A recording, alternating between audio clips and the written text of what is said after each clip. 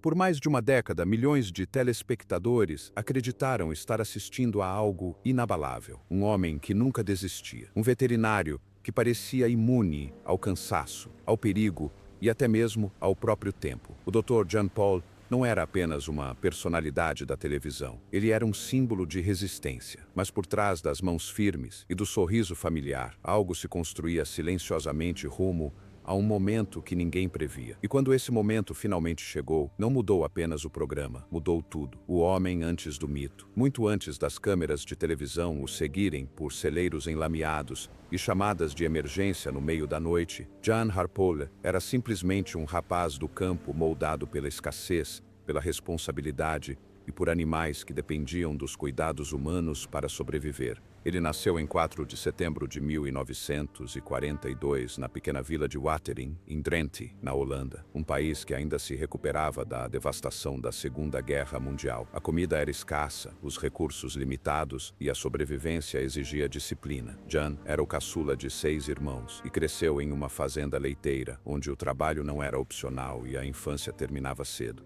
A vida na fazenda era implacável. As vacas precisavam ser ordenhadas todas as manhãs e noites. Os animais adoeciam sem aviso prévio. Nascimentos e mortes faziam parte do cotidiano. Não eram eventos raros. Enquanto outras crianças poderiam ter se retraído diante da dureza e das exigências físicas, John se entregou a tudo. Ele observava atentamente, aprendeu por meio da observação e desenvolveu uma compreensão silenciosa do comportamento animal que nenhum livro didático poderia ensinar. A fazenda não era apenas sua casa, era sua sala de aula. Aos 12 anos, um momento decisivo chegou. Uma égua entrou em trabalho de parto e o veterinário local permitiu que John ajudasse no nascimento dos leitões. Não foi um gesto simbólico, foi trabalho físico real, sangue, urgência, responsabilidade. Pela primeira vez, John viu o que significava intervir na fronteira entre a vida e a morte. Aquele momento não o assustou, deu-lhe foco. Daquele dia em diante, tornar-se veterinário deixou de ser um sonho, tornou-se uma decisão. Seu caminho não foi fácil. A Holanda do pós-guerra não oferecia privilégios nem atalhos. John estudou incansavelmente, conquistando sua vaga na Universidade de Utrecht, um dos programas de veterinária mais exigentes da Europa. A medicina veterinária em Utrecht era implacável, com foco em anatomia, patologia, cirurgia e longas horas em hospitais-escola. Os alunos eram incentivados a pensar de forma prática, a tomar decisões com recursos limitados e a aceitar que a perfeição raramente era possível. John prosperou nesse ambiente. Ele não buscou prestígio ou carreiras urbanas. Sua mentalidade permaneceu enraizada na vida rural, onde os animais eram meios de subsistência, não luxos. Em 1961, durante um programa de intercâmbio estudantil, John passou um ano em Michigan. Esse ano mudaria silenciosamente o rumo de sua vida. Foi lá que ele conheceu Diane Dalrymple, uma estudante americana cuja força serena e praticidade refletiam as suas próprias. Quando John retornou à Holanda para concluir seus estudos, a conexão permaneceu. Em 1970, após se formar em veterinária, John fez uma escolha que poucos ao seu redor esperavam: deixar sua terra natal e se mudar para os Estados Unidos. Em 1971, John e Diane se estabeleceram em Michigan, longe do conforto e da segurança. John começou a trabalhar como veterinário em áreas rurais, atendendo grandes animais de fazenda e trabalhando longas horas em vastas distâncias. O trabalho era fisicamente exaustivo. Chamadas de emergência chegavam a qualquer hora. Os invernos eram rigorosos, mas era algo familiar. Parecia honesto. E ao longo da década seguinte, John construiu uma reputação não por meio de publicidade ou elogios, mas por sua confiabilidade. Se fosse chamado, ele ia. Se um animal precisasse de ajuda, ele não hesitava. Em 1981, John e Diane correram outro risco. Mudaram-se para Wideman, Michigan, e fundaram a Paul Veterinary Services, começando com um único cômodo construído na garagem. As taxas de juros rondavam os 20%. O fracasso era uma possibilidade real, mas a clínica cresceu porque a confiança cresceu. Os fazendeiros diziam uns aos outros que esse veterinário não fazia promessas exageradas, não cobrava preços exorbitantes. Trabalhava até o serviço estar concluído. Quando a vida real encontrou as câmeras, a televisão fez parte da trajetória do Dr. John Paul. Ele já praticava medicina veterinária há quase 4 décadas. Ele não buscava fama, e não tinha interesse em mudar sua forma de trabalhar. Foi justamente por isso que a ideia atraiu os produtores de televisão. O que eles viam não era polimento ou espetáculo, mas autenticidade. E autenticidade, em uma era saturada de realidade fabricada, era rara. O ponto de virada aconteceu por meio de Charles Poole, filho de John, que havia escolhido uma carreira no entretenimento em vez da medicina veterinária. Enquanto trabalhava na televisão, Charles percebeu algo que a maioria das pessoas de fora havia ignorado. A rotina diária de seu pai já era dramática, imprevisível e carregada de emoção. Não havia necessidade de inventar conflitos. A vida em uma região rural, com suas atividades veterinárias, os fornecia naturalmente. Em 2010, Charles retornou a Michigan com uma pequena equipe e filmou uma semana do trabalho de seu pai. Eles registraram partos, emergências, exaustão, humor, frustração, a realidade sem filtros da vida de um veterinário do interior. A partir de aproximadamente 27 horas de filmagem, criaram um curta-metragem.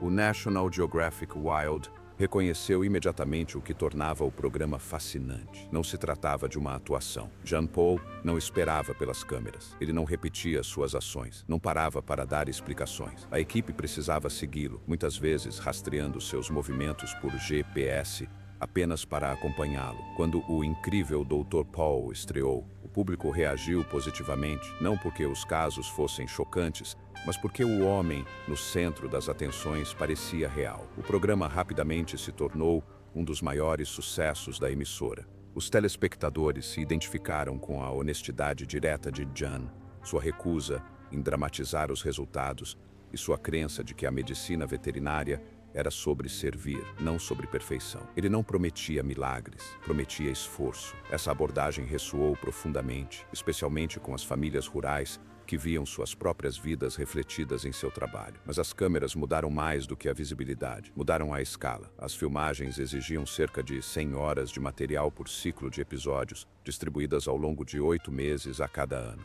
Isso significava que John Paul não estava mais apenas atendendo emergências. Ele fazia isso sob constante observação. O ritmo da clínica não diminuiu. As visitas às fazendas não pararam. Em vez disso, a pressão aumentou silenciosamente sobre uma carga de trabalho já exaustiva. Nos bastidores, as equipes de produção enfrentavam condições para as quais não haviam sido treinadas. Animais de grande porte não se comportam diante das câmeras. Eles entram em pânico, eles dão coices, eles se soltam. E enquanto os telespectadores viam resultados controlados, os membros da equipe conviviam diariamente com situações de quase acidentes, bezerros escapando das amarras, gado investindo inesperadamente, animais reagindo violentamente sob estresse. John P. encarava esses riscos como normais, sempre encarou, mas para as pessoas ao seu redor, normal não significava seguro. O dia em que tudo mudou, quando a incrível série Dr. Paul atingiu seu auge, o ritmo de vida do Dr. John Paul havia se tornado insustentável. As filmagens coincidiam com emergências reais. Longas visitas a fazendas se estendiam até os dias de produção, e o homem no centro de tudo já não estava mais no auge de sua forma. Ele estava perto dos 80 anos, ainda trabalhando como fazia aos 40, levantando animais pesados, ajoelhando-se em celeiros congelados, reagindo instantaneamente a situações imprevisíveis. Nos bastidores, o perigo havia se tornado rotina. Membros da equipe admitiram mais tarde que quase todas as filmagens envolviam riscos. O gado raramente era totalmente contido. Bezerros escapavam e disparavam. Touros se debatiam contra postes. Alpacas davam coices sem aviso prévio. Em uma ocasião, um bezerro de 136 quilos se soltou e correu diretamente para baixo de um membro da equipe, derrubando-o de costas. Em outro incidente, um touro enorme partiu um poste do celeiro ao meio durante a castração. Esses momentos nunca foram exibidos, eram considerados parte do trabalho. O incidente mais grave ocorreu durante o que deveria ser uma filmagem de rotina com gado de corte. O ambiente estava tenso, animais agitados, espaço limitado, câmeras ligadas. Uma vaca que não estava totalmente contida, de repente, se soltou e investiu. Um dos membros da equipe foi derrubado com força, atingido em cheio. O impacto foi tão forte que alarmou todos os presentes.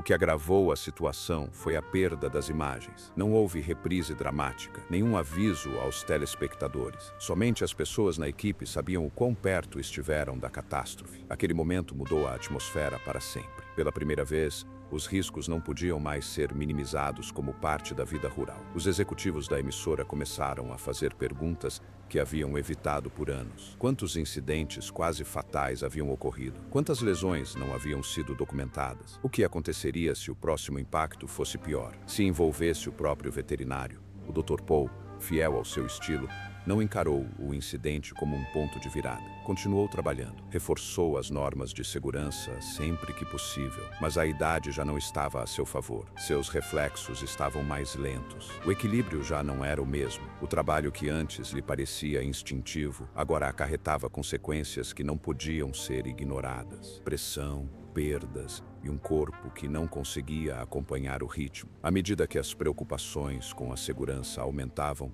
outro peso oprimia o Dr. Paul.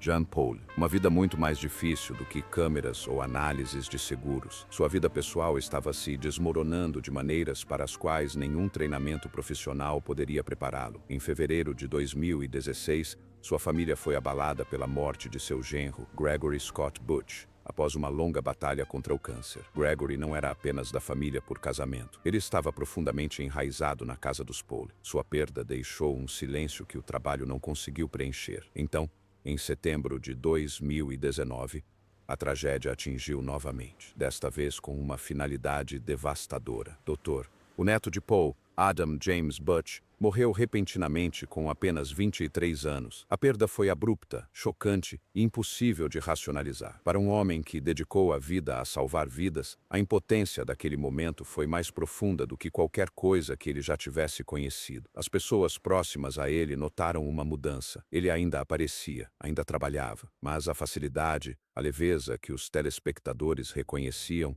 havia desaparecido. Ao mesmo tempo, seu corpo estava falhando. Décadas ajoelhado em estábulos, levantando animais mais pesados do que ele e suportando os invernos rigorosos de Michigan cobraram seu preço. A dor crônica tornou-se constante. Seus passos ficaram mais lentos. Tarefas que antes realizava sem pensar agora exigiam ajuda. Os funcionários intervinham cada vez mais, não por protocolo, mas por necessidade. Mesmo assim, o Dr. Paul resistia a se afastar. A medicina veterinária não era apenas sua profissão, era sua identidade. Diminuir o ritmo parecia uma rendição. Mesmo com as filmagens cada vez mais exigentes e a recuperação do esforço físico demorando mais, ele insistia em estar presente. Mas os limites eram inegáveis. Os cronogramas de produção tiveram que ser adaptados ao seu ritmo. A clínica redistribuiu as responsabilidades.